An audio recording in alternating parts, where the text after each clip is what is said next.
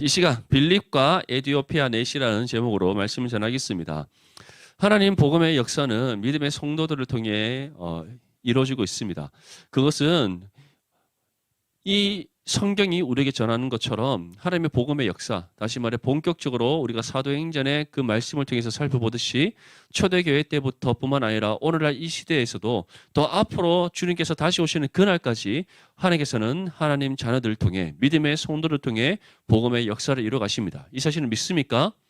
예, 우리는 거룩한 주의 백성일 뿐만 아니라 하나님 앞에 복음의 증인으로 부름받은 하나님의 자녀들이기 때문이에요. 이 사실을 믿는 믿음이 있다면 우리는 우리의 전 삶을 들여 복음의 삶을 감당하는 복음의 증인으로서 삶을 살아가야 될 줄 믿습니다. 이에 대해서 예수님께서는 우리에게 무엇이라고 말씀하셨습니까? 사도행전 1장 8절 말씀에 오직 누가 우리에게 임하시면 성령이 우리 가운데 임하시면 우리가 무엇을 받는다? 권능을 받는다. 여기서 권능이 관한 것은 권세와 능력을 뜻합니다. 권세라는 것은 우리의 신분의 변화와 함께 우리에게 주어지는 특권, 권력과 그에 따른 지위를 뜻하는 거예요. 우리가 어떠한 지위의 향상이 이루어졌습니까? 이전에는 죄 아래 갇힌 죄인의 신분으로서 우리가 세상에 죄의 노예 상태에 있었는데 하나님께서 우리를 어떻게 하셨다? 죄로부터 해방되게 하셨다. 누구를 통해 어떻게? 예수 그리스도를 통해 그를 믿는 믿음으로 죄에서 해방되게 하셨다. 믿습니까? 그것이 바로 우리 가운데 주어진 참 자유입니다. 근데 참 자유만 주어졌어요? 그렇지 않죠? 죽었던 우리의 영혼이 믿음 가운데 새 생명을 얻어 다시 살아나게 되었습니다. 다시 살아난 우리로 하여금 죄인의 신분에서 어떠한 신분으로 하나님 자녀로서의 신분으로 변화되게 하셨어요. 신분의 변화가 이루어졌습니다. 삶의 변화와 신분의 변화, 그리고 그 신분의 변화와 함께 우리 가운데 어떠한 권위가 주어졌어요. 하나님 자녀로서의 권위, 다시 말해 세상에서 지배받는 인생이 아니라 세상 위에 있는 하나님께 속하고 예수 그리스도 안에서 세상 위에 있는 존재가 되게 하시는 권위가 주어졌어요. 그래서 우리는 무엇을 유업으로 받는 사람들입니까? 이미 무엇을 유업으로 받았고 우리가 어떠한 유업을 잇는 사람들입니까? 하나님 나라의 유업을 받았고 그 유업을 잇는 사람이에요. 그래서 우리의 신분은 하나님의 자녀이고 우리의 속한 소속은 어디다? 하나님 나라인 겁니다. 믿습니까? 예. 정말 놀랍지 않습니까? 맞죠? 그래서 권세라는 것은 우리에게 주어진 권세라는 것은 하나님의 자녀로서 우리에게 주어지는 권위, 세상에서 우리가 행할 수 있는 권위, 승리자로서의 권위, 하나님의 자녀로서 세상을 이기신 예수 그리스도 안에 속한 하나님의 자녀로서 우리가 누리는 권위, 그리고 그와 함께 우리에게 주어진 유업, 하나님 나라, 그것이 우리에게 주어진 권세예요. 대단하지 않습니까? 세상에서 두려워하지 마십시오. 걔들은 이미 우리한테 깨갱하고 있는 애들입니다. 뭐가 두려워서 맞죠? 시험이 두렵습니까? 성적이 두려워요? 초월했지. 그건 초월했더라고. 뭐 교대라고 다 똑같은 교대가 아니다, 맞죠? 아주 이제 그렇게 생각하지 마세요라는 아주 강력한 눈빛을 보여주고 있는데, 화이팅. 이번에는 좀 바꿔보자, 앞자리를. 그렇지. 할 수 있지. 안 되는 거 없어요. 안 해서 그렇지. 맞죠? 하면 됩니다. 아멘? 그럼. 네. 그런 우리 맞죠? 권세를 받았잖아요. 근데 그 권세와 함께 우리에게 능력도 주어졌어요. 어떤 능력? 하나님의 자녀로서 우리에게 이미 우리가 유업으로 받았고 그 유업을 잇는 하나님의 자녀로서 우리가 하나님의 나라를 이 땅 가운데 이뤄갈 수 있는 능력이 우리 가운데 주어졌다는 것을 믿을 수 있기를 바랍니다. 아멘? 근데 이러한 같은 권능이 우리 가운데 어떻게 주어졌다? 성령이 임하심으로써 주어졌다. 그것은 곧 하나님께서 우리에게 하나님의 자녀로서의 권세와 능력을 누구를 통해 주시는 겁니까? 하나님의 영이신 성령을 통해 주신다는 것. 그래서 우리가 성령이 우리 가운데 임하셔서 우리가 하나님의 자녀로서의 그 권세와 능력을 받게 될 때 우리는 어떠한 삶을 살아가야 된다? 예루살렘과 온 유대와 사마리아와 땅끝까지 이르러서 복음의 증인이 되는 삶이 된다는 겁니다. 그것은 곧 성령이 우리 가운데 임하시면 우리가 권능을 받아서 우리의 삶 속에서 주어진 복음의 사명을 힘써 감당하는 삶이 될 수 있다는 것을 말씀하는 거예요. 그래서 주님께서는 너희가 나의 증인이 될 것인데 내가 너희에게 분부한 모든 것을 다 가르쳐 지키게 하는 거룩한 믿음의 삶을 살아가게 될 것인데 그것이 너희가 반드시 하나님의 자녀로서 살아내야 될 삶일진데 그것을 가능케 하는 이가 누구시다? 성령이시다라고 우리에게 말씀하고 있는 겁니다. 여러분 성령이 여러분 가운데 임하셨음을 믿습니까? 성령이 여러분들과 함께 하시면 믿습니까? 그렇다면 이제 어떻게 된다? 복음을 삶으로 살아내야 됩니다.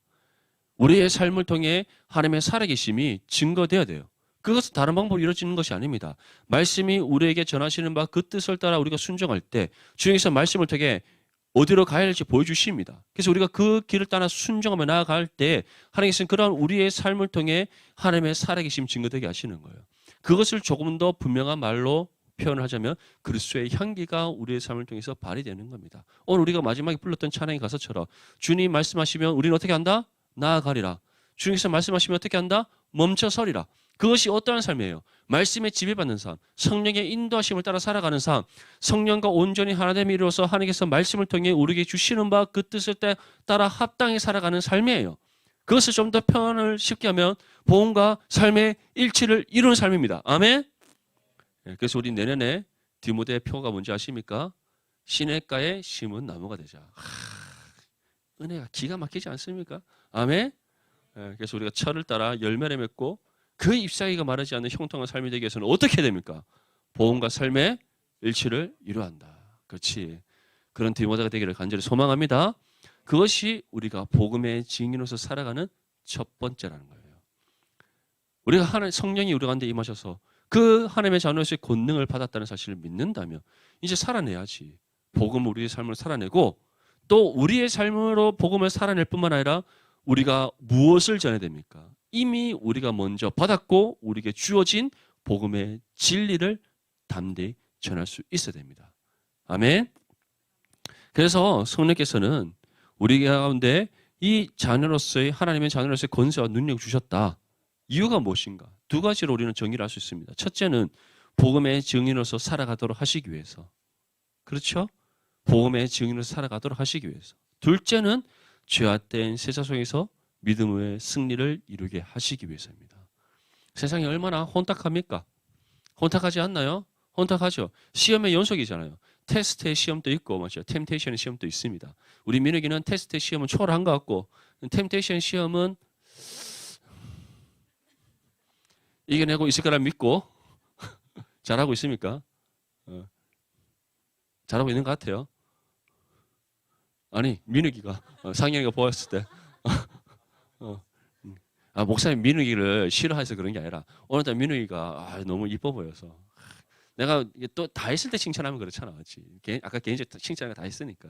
맞죠? 좋단다. 네. 우리 뭐 디모데 지체도 요즘 목사님이 그래서 여러분들 볼 때마다 이거는 좀 이렇게 뭐 개인적인 소견인데 사담을 좀 얘기하자면 여러분들 볼 때마다 요즘 제가 막 자랑하고 싶은 것들 한두 가지가 아닌데 막 동네방네 다 소문내고 다니면 맞죠? 약간 팔불치라고 소리 들을까 봐 목사님이 요즘 얼마나 입을 닫고 참고 있는지 모릅니다. 말하고 싶은 게 너무 많은데 여러분들 너무 잘하고 있어요. 아멘? 어제 약간의 좀 불미스러운 어디 안 보이노?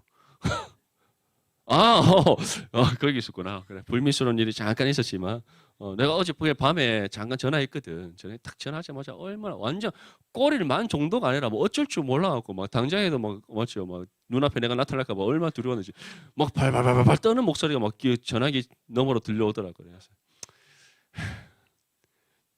알지? 한 번의 실수는 용납해 줄 수 있어도 두 번의 실수는 생명을 걸어야 되는 거야. 그렇죠? 어쨌든 다들 너무 열심히 잘하고 있으니까 우리 조금 더 힘을 내어서 우리의 삶으로 복음을 힘써 증거할 수 있기를 축복합니다. 아멘. 우리가 섬기는 교회 공동체 안에서 또 여러분들의 삶의 현장 속에서 언제 어느 곳에서든지 여러분들이 그리스도의 향기를 바라는 거룩한 하나님의 자녀 되기를 소망합니다. 예수님의 제자들은 이제 하나님의 부르심을 따라 복음의 삶을 감당합니다. 우리가 사도행전의 말씀을 끊임없이 계속해서 살펴보면 살펴볼수록 그들이 어떠한 삶을 살았다? 끊임없이 복음을 전하는 삶을 살았다. 주어진 복음의 삶을 힘써 감당하는 삶을 살았다는 것을 우리는 확인할 수 있습니다. 사도 베드로가 성령이 충만하여서 그 광장에 나가 복음을 전하던 그때로부터 계속해서 사도들은 복음의 삶을 감당했어요. 그들이 예수 그리스도의 이름으로 능력받는 일이 있다 할지라도 그들은 오히려 그것을 기쁨으로 여기며 복음의 삶을 감당했습니다. 그들이 왜 그것을 기쁨으로 여겼습니까? 다른 이유가 아니죠. 그들이 예수 그리스도의 이름으로 인해 세상으로부터 능력받는다는 것은 그들이 어떠한 삶을 잘 살아내고 있다는 것을 증명하는 겁니까?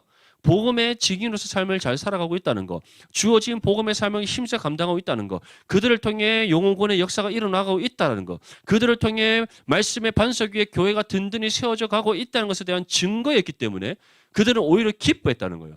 오히려 하나님께 영광을 올려드렸던 겁니다. 그리고 그들은 더욱더 힘써 예수 그리스도의 도를 가르치는 일에 힘썼더라. 그것이 사도행전이 우리에게 전하는 말씀입니다. 믿습니까? 결국에는 그들은 어떠한 삶의 끝에 어떠한 결과를 맞이하게 됩니까? 사람들의 눈에 보기에는 그 예수라는 그 한 사람으로 인하여서 저들이 비참한 인생을 살았다고 평가할 수 있습니다. 스데반도 맞지 않아도 될 돌을 맞아서 죽임을 당하는 것, 베드로는 십자가에 끌려 매달려서 순교하는 것, 사도 바울은 로마의 형제 앞에서 목이 떨어져 나가는 순교를 하는 것, 수많은 믿음의 선진들이 예수 그리스도의 복음으로 인하여서 그의 이름으로 인해서 많은 사람들이 순교했습니다. 세상 사람들의 입장에서는 너무나 비참한 삶이고 너무나 어리석고 미련한 인생이라고 할 수 있지만 그들이 그러한 순교의 삶을 살아가면서 조금도 주저하지 않을 수 있었던 이유가 뭐예요? 그것이 하나님의 영광이었기 때문에, 그것이 주의 뜻에 합당한 삶이었기 때문에, 세상에서는 우리가 세상의 기준으로서는 비참한 인생의 결과를 할 수 있을지 모르나 하나님 편에서는 영광스러운 삶이었음을 그들이 믿고 알았기 때문에 그들의 생명을 아끼지 않고 복음을 위해 헌신을 했던 겁니다. 스데반을 한번 보십시오. 괜히 성령 충만하여서, 맞죠? 사람들 입장에서는 괜히 성령 충만해서, 성령 충만하면 그냥 은혜 받은 것에서 그치지. 괜히 그 사람들 앞에서, 특별히 그 유대인들 앞에서 예수 그리스도의 복음을 전함으로써 그들의 심령에 죄의 찔림을 얻게 하여서 돌에 맞아 죽임을 당했잖아요. 세상 사람들 입장에서는 얼마나 어리석고 미련한 인생입니까? 은혜 받았으면 은혜 받으면 그치지. 혼자 은혜 받은 걸 끝내버리지. 왜 전하지 않아, 괜히 받지 않아야 될 고난을 받느냐라고 세상 사람들 손가락질 할 수 있습니다. 하지만 스데반이 본인이 전하지 않는다고 해서 전하지 않을 수 있는 일입니까? 그렇지 않죠. 성령이 충만했을 때 성령께서 스데반에게 지혜를 주시고 그 마음의 감동을 느껴서 스데반을 통해서 복음을 전하게 하셨다는 사실을 우리는 믿어야 됩니다. 아멘? 그래서 스데반을 통해 복음이 전해졌을 때 수많은 그 복음을 든 수많은 유대인들이 죄의 찔림을 얻고 그 찔림에 올바르게 반응하지 않고 그릇되게 반응함으로 그들이 분노하여 스데반을 돌로 쳐 죽였어요. 그 일에 누가 앞장섰더라? 청년 사울이라는 한 사람이 앞장섰더라. 그런데 하나님께서는 그 일이 일어나게 하신 이유가 있었다는 거예요. 이유가 무엇입니까? 그 사건을 계기로 예루살렘 교회가 박해를 받고 흩어지게 하는 하나님의 섭리가 있었다는 거예요. 그럼 또 사람들의 입장에서 어떻습니까? 하나님을 알지 못하는 세상 사람들의 입장에서 어때요? 스데반이 괜히 말을 잘못하는 바람에 예루살렘 교회가 핍박받았다. 그래서 그들이 고향을 떠나게 되었다. 또는 예루살렘이 더 이상 있지 못하게 되었다. 뿔뿔이 흩어지게 되었다. 봐라, 저 사람이 지혜롭게 말하지 못해서 이런 일이 일어나지 않느냐라고 말할 수 있습니다. 하지만 하나님께서는 그렇지 않죠. 하나님의 섭리는 무엇이었습니까? 땅 끝까지 복음이 증거되게 하시기 위해 스데반을 통하여서 복음이 증거되게 하시고 또 그 죄의 찔림을 얻은 유대인들 하여금 분노하게 하시고 분노한 유대인들 하여금 예루살렘 교회가 핍박받게 하셔서 그 교회에 준비된 그리스도의 제자들이 흩어지게 하시는 은혜를 주신 겁니다. 그들이 흩어졌을 때 어떻게 합니까? 숨어 지냈어요? 아닙니다. 사도들 외에 대부분의 성도들이 다 흩어졌어요. 사마리아로, 유대로 또는 모든 땅으로 흩어졌습니다. 흩어진 그들이 어떻게 했다고 성경은 전합니까? 흩어진 각 지역에서 무엇을 전했다? 복음을 전했다. 하나님께서는 스데반의 순교와 그로 인해 일어난 예루살렘 교회의 박해를 사용하셔서 무엇이 일어나게 하신 겁니까? 본격적인 땅끝을 향한 복음 사역이 이루어지게 했다는 것. 그 궁극적으로 누구의 승리입니까? 하나님의 승리였다는 거예요. 사랑하는 우리 디모데 지체들, 여러분들이 복음의 삶을 살아갈 때 세상이 여러분들을 결코 가만히 두지 않습니다. 우리는 착각하지 말아야 될 것이 성경에서 말하는 형통의 삶이라는 것이 이 땅에서 우리가 잘 먹고 잘 살고 부귀와 영화를 누리는 삶이라고 착각해서는 안 된다는 거예요. 예수님께서 무엇이라고 말씀합니까? 세상이 너희를 미워함이 당연한 거라고 얘기했어요. 너희가 세상에서 핍박받음이 당연한 거라고 얘기했어요. 누구로 인하여? 예수 그리스도로 인하여 너희가 세상으로부터 미움을 받고 너희가 나로 인하여 세상으로부터 핍박과 환난과 고난과 고통을 겪는 것이 당연한 것이다. 왜냐? 세상이 너희를 미워하기 전에 나를 먼저 미워했기 때문이고, 그리고 너희가 이제는 세상에 속한 존재가 아니라 하나님께 속한 거룩한 하나님의 자녀가 되었기 때문에 죄악된 세상이 너희를 미워하고 너희를 박해하는 것은 당연한 일이다.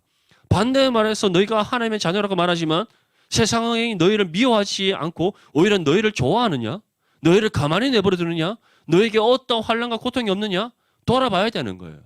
하나님의 자녀라고 말하면서 세상과 같은 모습을 띠고 살아가고 있지 않은지, 하나님의 자녀라고 말하고 함께 예배드리고 경건의 모양이 있을지 모르나 실질적으로 말씀과 아무런 상관없이 세상이 우리에게 제시하는 방법을 따라 세상이 우리에게 내미는 그 손길을 붙잡고 살아가는 죄악된 인생은 아닌지 돌아봐야 되는 거예요. 한번 생각해 보십시오. 우리가 하나님의 자녀라고 말하면서 여전히 죄에 물들어 있고 죄의 옛 습관을 떨쳐버리지 못하고 그 습관을 쫓아 살아가고 있는데 세상이 우리를 미워할 이유가 있습니까? 우리를 공격할 이유가 있습니까? 없다라는 거예요. 사도행전의 역사를 한번 보십시오. 또는 성경에서 전하는 모든 진리의 말씀을 보십시오. 끊임없이 죄악된 대적들이 일어나서 거룩한 하나님의 백성들을 공격합니다. 끊임없이 우리를 시험합니다. 끊임없이 우리로 하여금 고통과 고난을 겪게 만듭니다. 하지만 그들이 우리를 해치지 못하는 이유는 무엇이다? 우리는 하나님께 속한 거룩한 백성이며 그의 자녀이고 주님께서 이루신 승리가 우리 가운데 주어졌기 때문이에요. 이 사실을 믿습니까? 그 사실을 믿는 믿음이 있다면 세상을 두려워하지 말고 복음을 삶으로 살아내시고 주어진 복음의 진리를 담대히 전하는 저와 여러분들 되시기를 축복합니다. 특별히 흩어진 예루살렘 교회 성도들 중에서 이제 사도행전 8장의 말씀에서는 누구에 관해서 전하고 있습니까? 빌립 지사에 관해서 전하고 있습니다. 빌립 지사는 누구죠? 예루살렘 교회의 초대 7지사 중에 한 명이 바로 빌립 지사입니다. 이 빌립 지사가 이제 어느 땅으로 갑니까? 예루살렘 교회가 박해를 받던 그때에 그는 사마리아 땅으로 갑니다. 사마리아 땅은 어떠한 땅이다? 제가 반복해서 여러분들이 전하고 있지만 사마리아 땅은 당시 유대인들이 불경하게 여겼던 땅이고 그 땅에 살고 있는 사마리아 사람들은 짐승만도 못한 존재로 여겼다.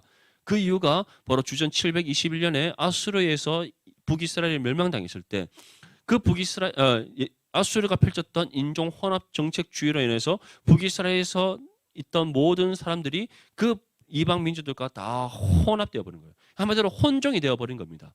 근데 그러한 역사가 지금 이제 몇백 년이 흐른 겁니까? 약 700년 이상의 세월이 지났어요.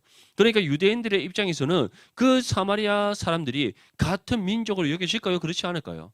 더 이상 그들의 입장에서 봤을 때 같은 민족이 아닌 겁니다. 근데 같은 민족이 아니다고 해서 그러면 이방인처럼 대하면 되잖아요. 유대인들이 이방인들과 함께 식사의 교제를 나누지 않고 이방인들과 함께 교제를 나누지 않지만 그래도 그들을 짐승만도 못한 존재로 여기지는 않았다는 거예요. 그런데 사마리아 사람들을 짐승만도 못하게 여겼다는 것은 그들을 어떻게 여겼다? 민족의 수치로 여겼다는 거예요. 자신과 같은 한 혈통이자 민족을 생각하지 않으면서도 그들을 우리 이스라엘의 역사의 수치로 그들은 생각했다는 거. 그래서 사마리아 사람을 그냥 이방인으로 대한 것이 아니라 짐승만도 못한 정말 인격 자체를 존중하지 않았다는 거예요. 그런데 그러한 땅으로 누가 들어갔다? 빌립 지사가 들어갔더라. 그러니까 거기서 빌립이 어떻게 합니까? 예수 그리스도의 복음을 담대히 전합니다. 예수 그리스도의 복음을 담대히 전했더니 어떠한 역사가 일어났더라? 사도행전 8장 5절에서 8절 말씀을 보면 빌립이 사마리아 성에 내려가 그리스도를 백성에게 전파하니 무리가 빌립의 말도 듣고 행하는 표적도 보고 한 몸으로 그가 하는 말을 따르더라. 많은 사람에게 붙었던 더러운 귀신들이 크게 소리를 지르며 나가고 또 많은 중풍병자와 못 걷는 사람이 나으니 세례도 받습니다. 어떠한 세례였죠? 물 세례를 받았다는 거예요. 물 세례. 근데 이 물 세례는 무엇과 상관없는 세례입니까? 성령 세례와는 상관없는 세례입니다. 그래서 그들이 물 세례를 받았다는 것은 다시 말해서 일단은 일시적이고 또 동의적인 믿음은 그들이 갖고 있었다는 것을 뜻하지만 아직까지 성령이 그들 가운데 임하지 않았다는 것을 사도행전은 우리에게 전하고 있습니다. 그래서 지금 사마리아 땅에서 빌립을 통해 일어나는 은혜의 역사에 대한 소식이 예루살렘 교회에 전파됩니다. 그래서 베드로와 요한이 이제 사마리아 땅에서 일어나는 일들을 확인하기 위해 옵니다. 그때 왔을 때 보니까 아직까지 그들에게 성령이 임하지 않았다는 것을 확인하게 되고 그들에게 안수하여 기도했더니 누가 임하였더라? 성령께서 임하셔서 진정한 놀라운 영혼 구원의 역사가 일어났더라. 그것이 사도행전이 우리에게 전하는 바예요. 물론 그때 마술사 시몬은 그의 거짓됨과 불의함이 드러나서 오히려 베드로로부터 정죄받고 정말 그가 하나님께 속하지 않은 참 믿음이 없는 그런 죄악된 사람임이 증거되는 그런 안타까운 사건도 있었지만 그 외에 정말 사마리아 땅에 있는 그 빌립을 통해 전도받은 그 모든 사람들이 성령을 받아 구원받는 은혜의 역사가 일어났더라. 그것이 사도행전 8장 전반부에 우리에게 전하는 말씀입니다. 그럼 오늘 이어서는 또 누가 등장합니까? 에디오피아 넷이라는 한 사람이 등장합니다. 오늘 우리가 읽었던 본문 26절 말씀을 함께 읽겠습니다. 시작. 주의 사자가 빌립에게 말하여 이르되 일어나서 남쪽으로 향하여 예루살렘에서 가사로 내려가는 길까지 가라 하니 그 길은 광야라. 아멘. 자, 여기에서 가사가 어디일 것 같습니까? 가사. 어디? 그렇죠. 가이사랴. 가이사랴인데 여기서 가사라고 하기도 하고 가이사랴라고 하기도 하는데 같은 지역이라고 생각하면 안 됩니다. 가이사랴는 가사 지역에 있는 항구 도시를 가리키는 것이고 가사는 오늘날 여러분들 하마스와 이스라엘 전쟁이 일어나고 있는 그 가자 지역이에요. 그쪽입니다. 안타깝죠. 그 가사 지역에 있는 항구 도시가 가이사랴예요.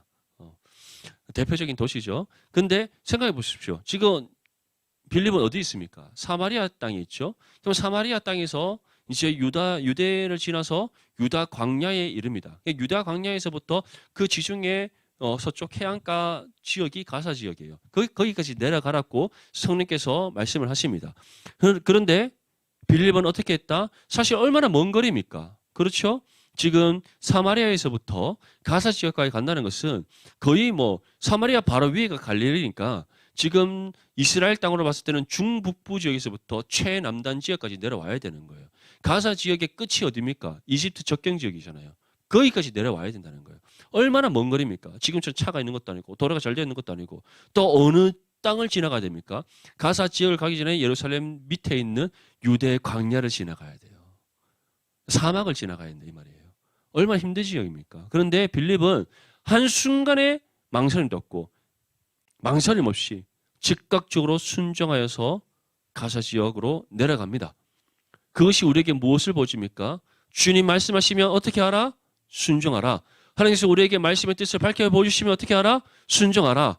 알았지 도현아? 순종해야 됩니다. 아멘? 아멘 했으니까 순종할 거라. 아멘 했으면 순종한 거예요. 맞죠? 그렇지. 그런 게 있으면 너무 많이 알려고 하면 안 돼요. 맞지, 진여가? 순종해야 되는 거지. 너무 많은 거 알려고 하지 마세요. 다 뜻이 있습니다. 뜻이 있는 곳에 길이 있고 길이 있는 곳에 다 하나님께서 보여주시는 부분이 있습니다. 아멘? 그렇게 즉각적으로 순종해서 달려갑니다. 달려가는 길에 이제 어디에서 누구를 만난다?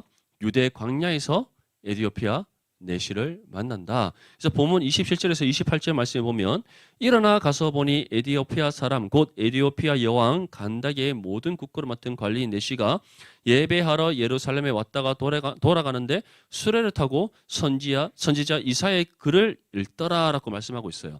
자, 여기에서 에디오피아 내시의 이름은 나오지 않습니다. 그런데 이 사람이 어떠한 사람인가에 대해서 우리에게 설명을 하고 있는데 그가 어떠한 사람이다? 에디오피아 그 나라의 여왕 간다게라고 되어 있죠. 그 사람의 모든 국고를 맡은 관리인이었다. 어느 날로 따지면 국무총리와 같은 사람입니다. 좀 더 분명히 얘기하자면 우리나라는 자유민주주의 국가고 대통령제잖아요. 그래서 여러분들이 이 에디오피아 내시가 어느 정도 위치에 있는지 잘 모를 수 있습니다. 조금 더 우리나라와 다른 이제 왕의 제도가 있는 왕정 국가, 일본이라든지 태국이라든지 영국 이런 데는 왕이 있지만 나라의 전반적인 모든 일은 누가 맡습니까? 총리가 맡죠. 지금 일본의 총리는 누굽니까? 기시다 맞죠? 영국의 총리는 누구죠?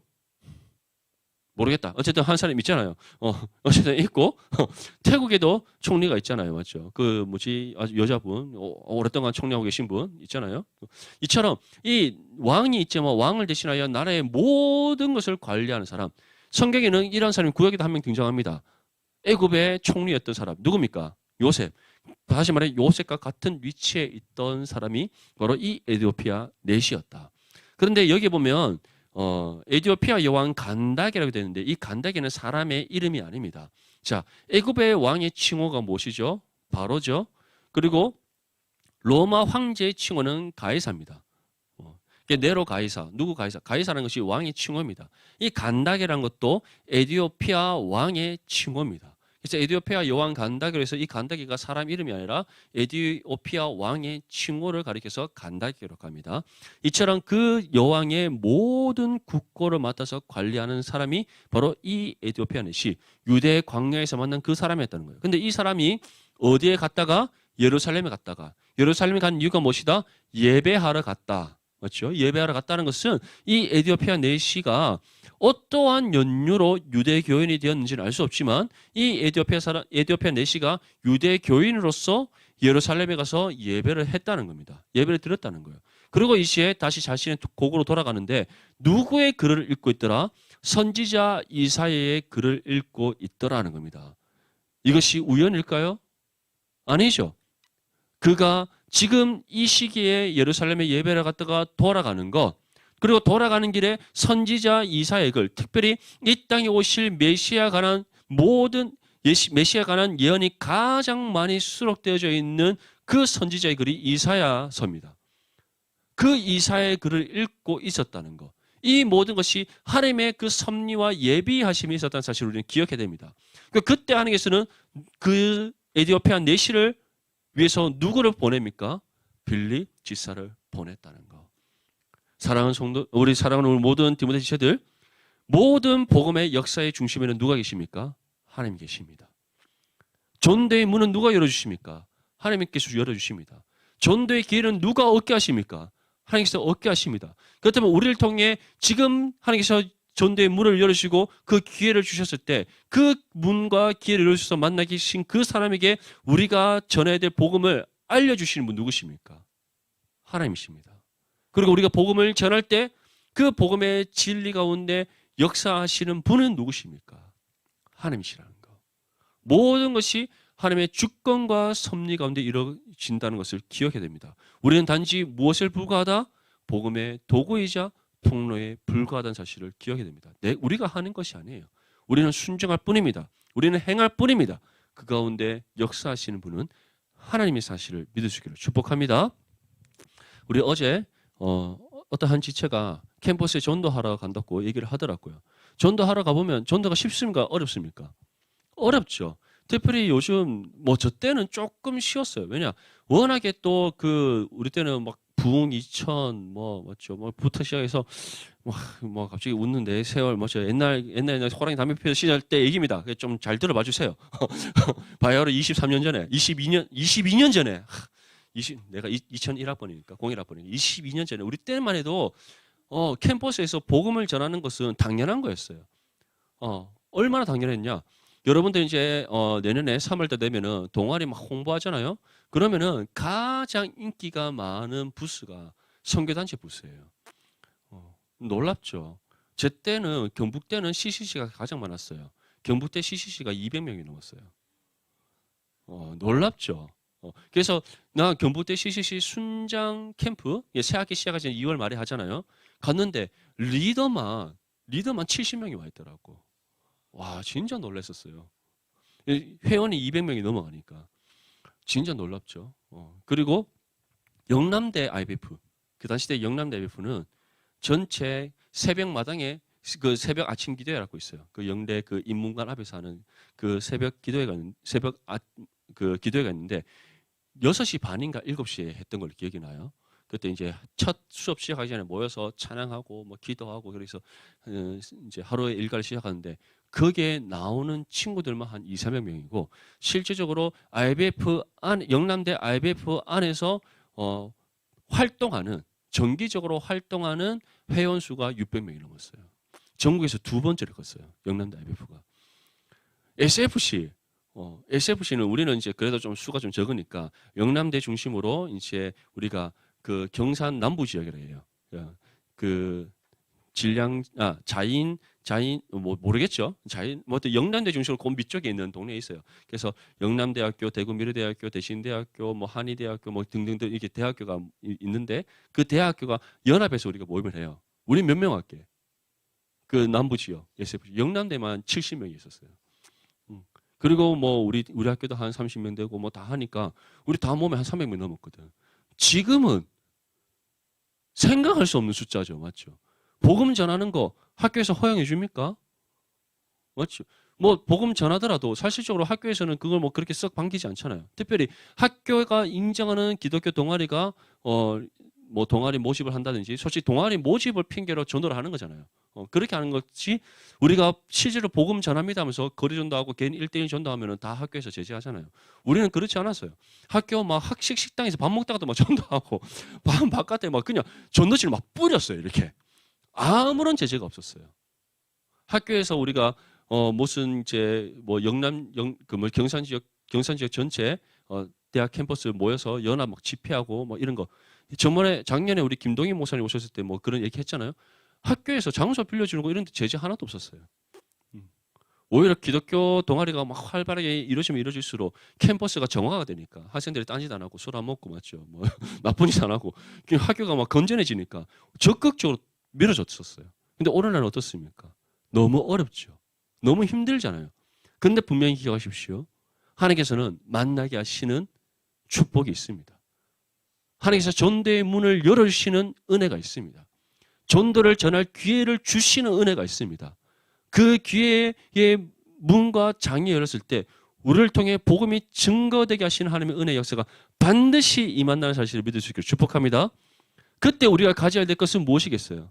믿음의 담대함, 믿음의 확신. 나를 통해 복음의 역사가 분명히 이루어진다. 하나님께서 나를 통해 복음의 역사를 반드시 일으키신다. 그 믿음의 확신으로 주어진 복음의 삶을 감당해야 될 줄 믿습니다.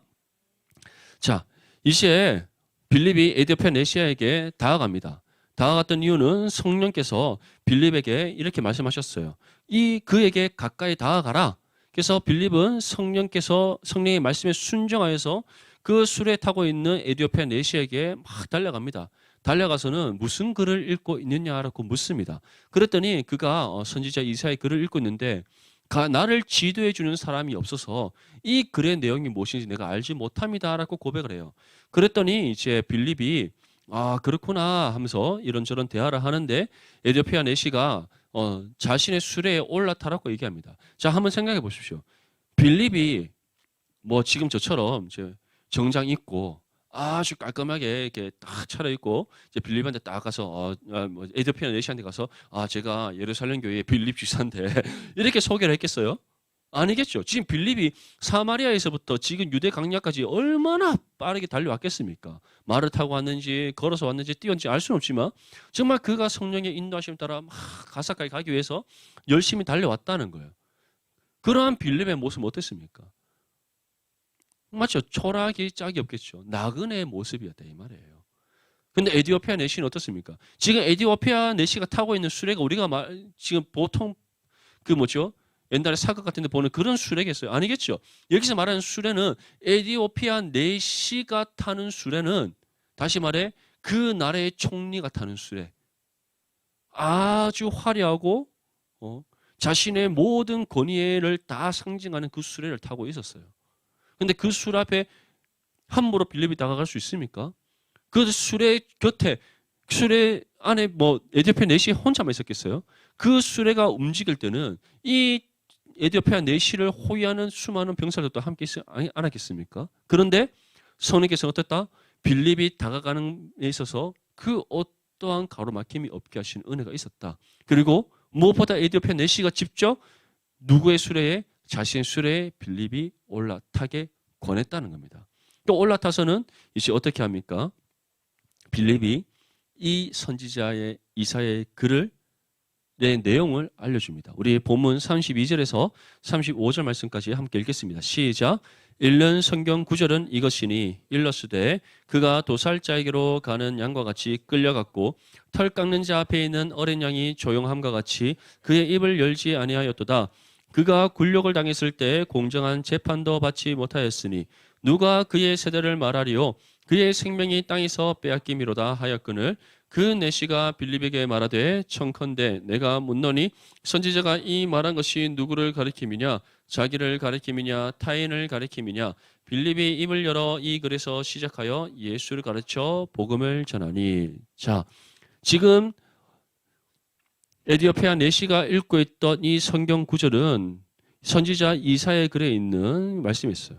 이사야서에 있는 이 말씀인데 이 말씀이 누구를 지금 가리키고 있는 겁니까? 우리 주 예수 그리스도를 가리키고 있는 것이죠. 도살자에게로 가는 양과 같이 끌려갔다. 이것은 예수님께서 겟세마네 동산에 붙잡혀 서서 이제 누구에게로 빌라도의 앞으로 가는 그 장면을 가리킵니다. 그런데 거기서 끝나지 않죠. 또 어떻게 했다? 어린 양이 조용한 것이 입을 열지 않았다. 예수님께서는 한 번도 변명하지 아니하고 그 어떤 말도 하지 않으셨습니다. 그 입을 다문 채 십자가의 모든 고난과 형벌을 감당하신 우리 주 예수 그리스도예요. 공정한 재판도 받지 않았습니다. 예수님께서는 어떠한 죄, 신성 모독죄로 십자가에 걸렸어요. 그래서 그 십자가 팻말 위에 무엇을 붙여놨습니까? 이는 유대인의 왕이다. 정말 예수님을 조랑하는 그 팻말이 그 머리 위에 있었고 금면류관이 아닌 그 머리 위에 예수님 머리 위에 어떠한 면류관을 씌웠습니까? 가시 면류관을 씌웠어요. 얼마나 조롱하는 행동입니까? 얼마나 예수님을 모욕하는 행동입니까?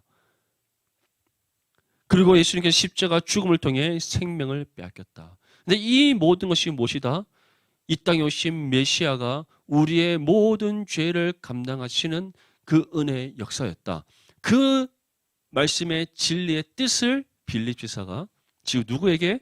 에디오피아 내시에게 알려준 거예요. 그리고 난 후에 어떻게 에디오피아 내시가 묻습니까? 이것은 누구를 가리킴이냐? 선지자 이사야 자신을 가리키는 것이냐?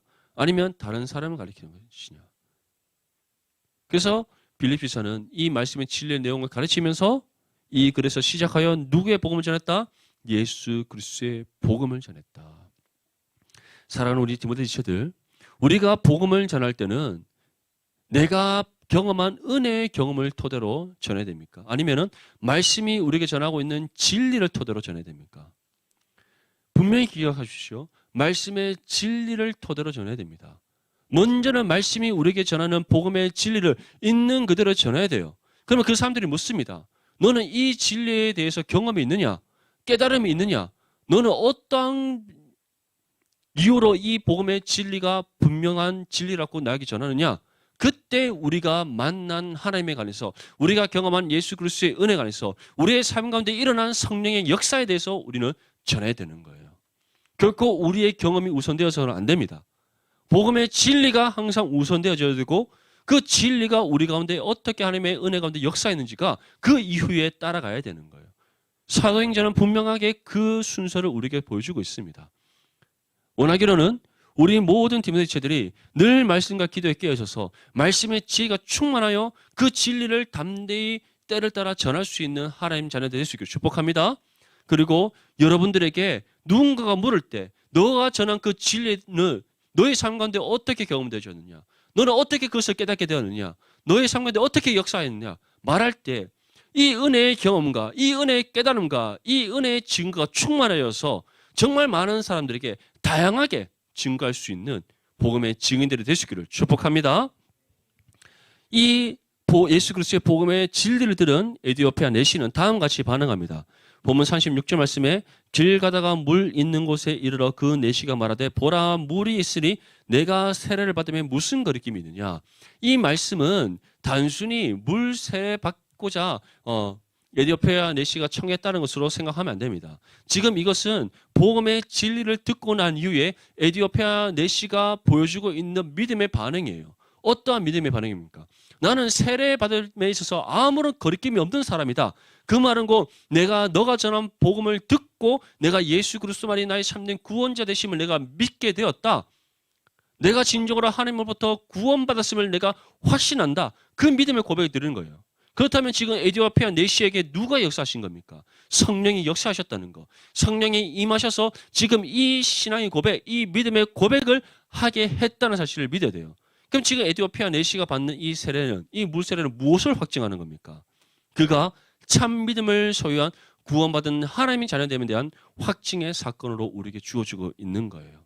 사랑하는 디모데 지체들, 여러분들을 통해서 이와 같은 놀라운 영혼 구원의 성령의 역사가 끊임없이 일어날 수 있기를 축복합니다. 사도행전이 우리에게 전하는 이 역사는 오늘날 이 시대에도 우리를 통해 일어나는 하나님의 구원의 역사라는 사실을 믿어야 됩니다. 왜냐? 성령은 영원 전부터 계시고 영원토록 살아 역사하시는 하나님이시기 때문이에요. 사도행전이 우리에게 전하는 이 말씀의 진리는 과거에 있었던 한 사건을 끝나는 것이 아니라 이 사건을 토대로 지금도 이 시대에 성령께서 우리를 통해 복음의 역사를 일으켜 가신다는 것을 우리에게 알려주시기 위해 기록되어 우리에게 전하는 하나님의 계시이기 때문입니다. 아멘? 여러분들, 캠퍼스에서, 직장에서, 삶의 지금 주어진 환경에서 복음을 전하는 것이 너무나 어려운 시대입니다. 죄의 걸림돌이 너무나도 많은 시대이고 여러분들이 신앙의 삶을 살아가며 있어서 여러분들을 방해하고 유혹하는 죄의 손길이 너무나 다양하게 뻗고 있는 그런 시대예요. 직장에서 얼마나 많은 방해가 있습니까? 교회에서 사역에 참여하려고 할 때, 수련에 참여하려고 할 때, 은혜 받는 자리에 나오려고 할 때 여러분들 사회가 허락하지 않습니다. 지금 캠퍼스에 있는 친구도 조금 덜 느끼겠지만 이제 여러분들의 사회에 진출해서 직장 생활하면 그 압박이 정말 강해요. 요즘 어떤지 모르겠지만 제 때는 진짜 이런 일 많이 겪었습니다. 우리 때는 또 회식 문화가 너무나도 이제 무분별하게 일어났었기 때문에 회식하러 가면은 그런 일들을 많이 겪어요. 뭐 너만 교회 다니니? 나도 교회 다닌다. 뭐 우리 부장님. 뭐 그 교회 다니는데 뭐 술 취하지 말고 술 마시지 말라고 있냐? 뭐 말도 안 되는 막 논리를 막 펼치는 뭐 자기만의 신앙으로 마죠. 막 얘기를 합니다. 여러분들 지금 요즘은 대학교 가면 MT나 이런 데들 뭐 술 강요 같은 거 많이 하지 않잖아요. 우리 때는 정말 특별히 남학생들은 군기 잡아가면서 얼차려 주면서 술 먹이고 그렇게 했었어요. 그런데 그렇게 할 때 나도 청년부 회장이야. 나는 어느 교회 장로 아들이야. 뭐 이런 얘기 진짜 많이 들었어요. 물론 나는 아예 MT를 가지 않았기 때문에 뭐 겪지 않았지만 저는 안 갑니다. 뭐 그런데 나는 내가 원하는 바 뜻이 없는 곳에는 절대 참여하지 않습니다. 그래서 나는 스스로 생각합니다. 나는 뭐 세상에서 맞죠. 뭐 내가 눈치 보면 살아갈 이유가 전혀 없는 사람이 생각하고 있기 때문에 뭐 너희들이 나를 왕따한다 하면 나는 참된 자유를 얻는 생활을 한다. 하는 친구가 묻더라고요. 혼자 밥을 먹으면 외롭지 않냐고. 왜 외롭지? 내 먹고 싶은 건 내 마음대로 먹는데 뭐지? 얼마나 잘해요. 하여튼 독특한 가치관을 갖고 살아갔던 저이기 때문에 저는 그런 거에 개의치 않았지만 실제로 그런 일들이 우리 안에 너무 많이 일어나잖아요. 우리 때는 그러한 것들로 신앙에 대한 핍박, 신앙에 대한 유혹 또는 우리가 사실 그러한 문화 속에서 신앙을 타협하고 그런 죄의 권세 앞에 굴복했던 친구들 많이 있어요. 그런데 이것이 우리로 그 굴레가 끊어지냐? 끊어지지 않습니다. 반복되는 거예요. 계속해서 반복되는 거예요. 우리가 당한 만큼 밑에 사람들에게 또 그것을 행하게 되고 그러니까 죄의 굴레는 계속해서 이어지게 되는 겁니다. 누군가에 대해서는 끊어져야 되는 거예요. 원하기로는 우리 모든 디모데 지체들은 이미 우리의 모든 옛 죄의 삶이 예수 그리스도 십자가에 못 박혔다는 사실을 믿고 그 모든 죄의 간섭과 굴레를 끊어낼 수 있기를 축복합니다. 그리고 빌립처럼 우리가 받은 복음의 진리를 담대히 전하고 지금 성령께서 우리를 통해 여전히 살아 역사하셔서 복음의 역사를 일으켜 가신다는 믿음 가운데 예수 그리스도의 복음의 진리를 증거하는 거룩한 믿음의 삶이 되시기를 축복합니다. 오늘 본문 38절과 39절 말씀 다시 한 번 더 읽겠습니다. 시작. 이에 명하여 수레를 멈추고 빌립과 내시가 둘 다 물에 내려가 빌립이 세례를 베풀고 둘이 물에서 올라올새 주의 영이 빌립을 이끌어 간지라 내시는 기쁘게 길을 가므로 그를 다시 모시 못하니라. 아멘. 자, 이제 수레를 멈추고 빌립과 내시가 둘 다 물에 내려가서 세례를 행하고 받습니다. 둘이 물에서 세례를 거행하고 물에서 올라오고 난 뒤에 성령께서는 빌립을 이끌어 가십니다. 그리고 내시는 가던 길을 다시 홀로 가게 됩니다. 이제 이 내시가 자신의 나라로 돌아갔을 때 어떠한 일이 있었는가? 우리는 알 수 없습니다. 왜냐? 성경에서 전하고 있지 않기 때문에. 그리고 이 에디오피아 내시가 어떠한 사람인지 우리는 알지 못하고, 그리고 그 어떤 역사의 자료에서도 이 에디오피아 내시와 관련된 내용을 우리가 찾을 수 없기 때문에 알 수 없습니다. 그런데 참 하나님은 신실하시다는 것을 우리가 알 수 있는 것이, 지금 아프리카에서 뭐 몇몇 기독교 국가가 있지만 가장 오래된 기독교 국가가 에디오피아입니다. 기독교가 가장 왕성하고 선교 사역이 가장 활발하게 일어나고, 또 여전 국교 자체가 기독교로서 여전히 그 신앙을 이어오고 있는 나라는 에티오피아가 유일합니다. 남아프리카 공화국은 이미 뭐 끝났습니다. 뭐 유명한 신학교들은 있는데 뭐 예전에 남아프리카 공화국이 아닙니다.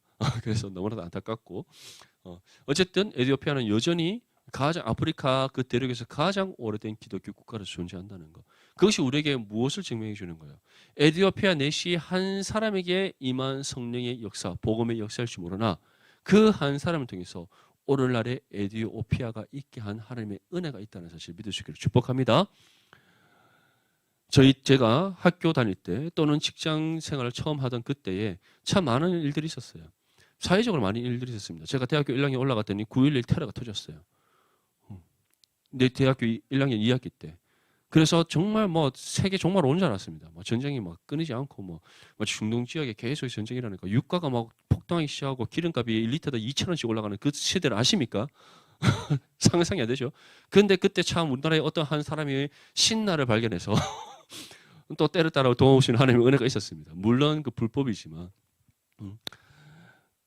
정말 어려운 시대였어요.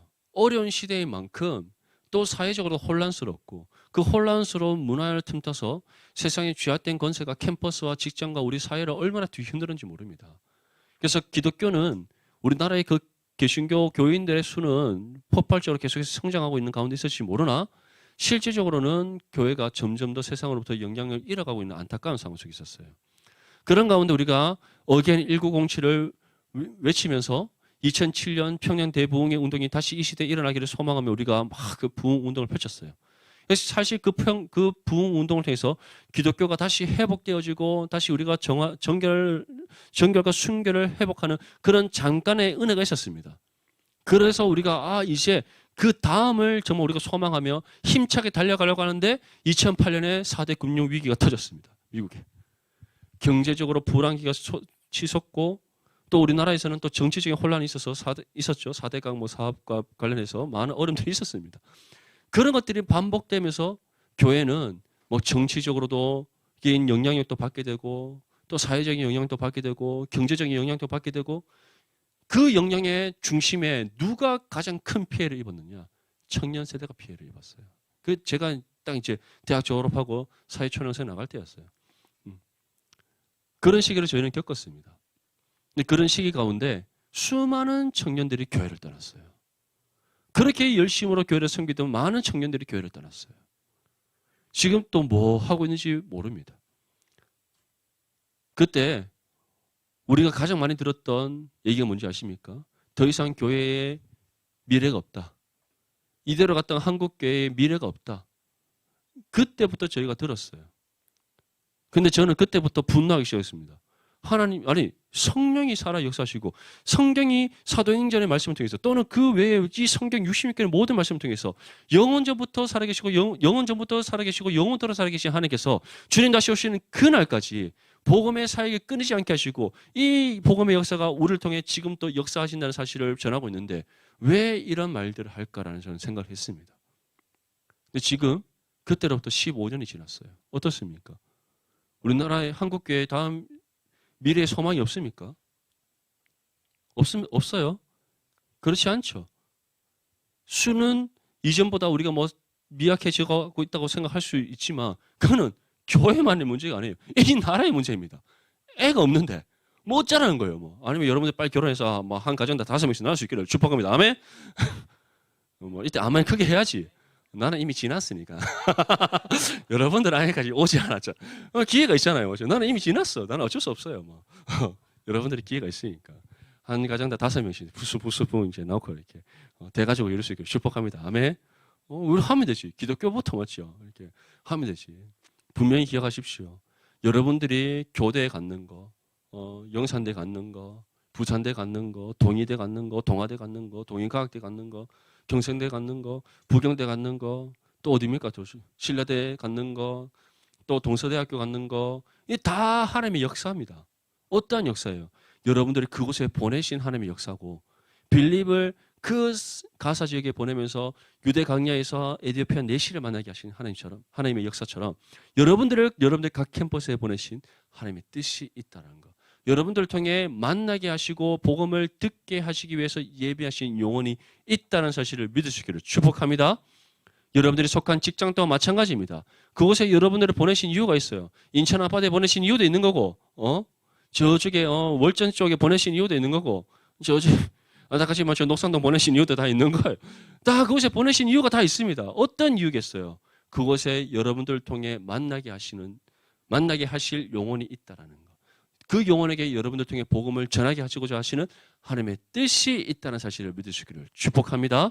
그래서 빌립처럼 정말 성령의 인도하심을 따라 순종하여 주어진 복음을 힘써 감당함으로써 영혼권의 놀라운 은혜의 역사를 일으켜가는 저와 여러분들이 되시기를 주님의 이름으로 축복합니다.